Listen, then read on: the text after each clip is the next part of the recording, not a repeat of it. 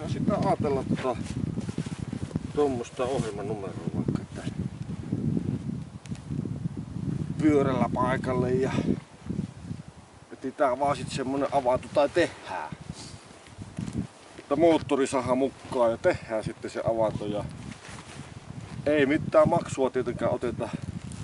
Kun se siihen osallistumismaksuun, mikä annetaan paikan päällä, niin se kuuluisi sitten tämä avantojuska myös. Niin lähdetään tommoista voisi ajatella.